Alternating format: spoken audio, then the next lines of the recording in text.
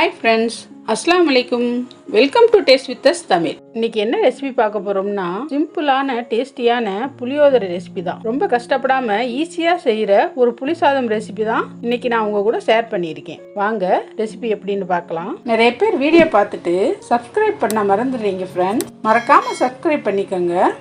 ஒரு கடாயில் 1/4 கப் நல்லெண்ணெய் சேர்த்து எண்ணெய் சூடானதும் 1 டீஸ்பூன் கடுகு சேர்த்து கடுகு வெடித்ததும் 1 டேபிள் ஸ்பூன் உளுந்து, 1 டேபிள் ஸ்பூன் கடலைப்பருப்பு, 1 டேபிள் ஸ்பூன் வறுத்த நிலக்கடலை, 3 வரமிளகாய், கொஞ்சம் கருவேப்பிலை, 1/4 டீஸ்பூன் பெருங்காயத்தூள் சேர்த்து பருப்பு பொன்னிறம் மாற வர கிளறி விடணும்.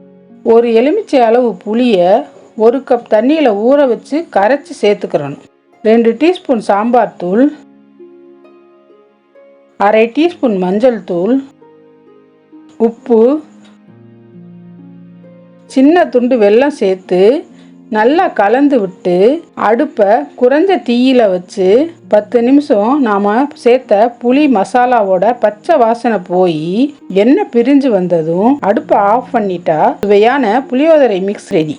இதை நாம் 4-5 நாள் வரைக்கும் ஃப்ரிட்ஜில் ஸ்டோர் பண்ணி வச்சு யூஸ் பண்ணிக்கலாம். 2 பேர் சாப்பிட்ற அளவுக்கு சாதத்தை ஆற வச்சு வச்சுருக்கேன். சாதத்துக்கு தேவையான புளியோதரை மிக்ஸ் மட்டும் சேர்த்து கலந்து விட்டு எடுத்தா சுவையான புளியோதரை ரெடி. இந்த ரெசிபியை கண்டிப்பாக ட்ரை பண்ணி பாருங்க. வீடியோ பிடிச்சிருந்தா லைக் பண்ணுங்க, ஷேர் பண்ணுங்க, கமெண்ட் பண்ணுங்க. டேஸ்ட் வித் அஸ் தமிழை சப்ஸ்கிரைப் பண்ணிக்கோங்க. தேங்க்யூ.